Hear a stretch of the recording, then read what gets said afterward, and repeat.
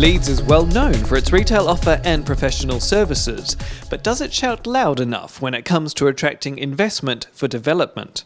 Yorkshire now has some devolved powers, but the government stopped short of giving the region control of its economic destiny. These were the key issues at Estates Gazette's latest Question Time event in Leeds. And our problem across the north is, to my perspective, we spent that long fighting amongst ourselves, and the others have stolen a march on us because they've been collaborating and working together. And Manchester have got their act together on that, slightly ahead of others in terms of Agma and the Combined Authority and the 10 districts working together there. West Yorkshire are hot on the heels, and there's a good collaboration going on here through the Combined Authority now. Sheffield are getting there. Those regions now need to look at the Combined Authority and the regions as a whole, and the regions start to work together. I think to give the investors the confidence to come into Leeds, which they are doing, but even greater number, then it just needs we need to sell ourselves a hell of a lot better, across the country, down London, across Birmingham, across lots of other events. That need for Leeds to sell itself better was a significant problem, according to Panellists.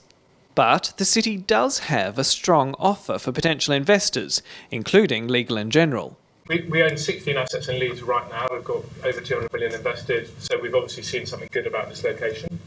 I would worry for Leeds about not having an integrated transport policy as an example of where it will not be competitive unless something happens.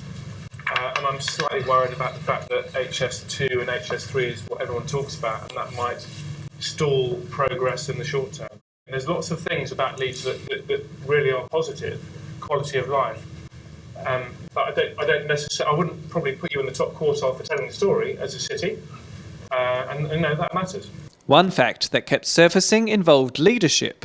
Panellists disagreed over whether Leeds needed its own Boris Johnson-style figurehead, but all agreed the lack of a coordinated strategy for the region was a serious problem. We were doing Trinity Leeds, and we were competing with Hammerson. And a retailer would come to Leeds, see us one morning, see Hammerson in the afternoon, and we asked the council to give us some time between Trinity and the Hammerson scheme coming forward, and they wouldn't give us that. There was no sense of this is the strategic plan for Leeds, and I think with some leadership going forwards that would give that deliverability.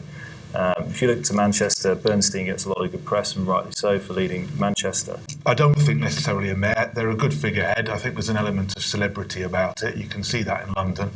I think that, we need strong leadership, but it's a very diverse region. We've got, I think, 11 councils making up the Combined Authority. We have, I think, a very active LEP. I don't see the need for a sort of Boris Johnson, Howard Bernstein type leader. This is Nathan Cross for Estates Gazette.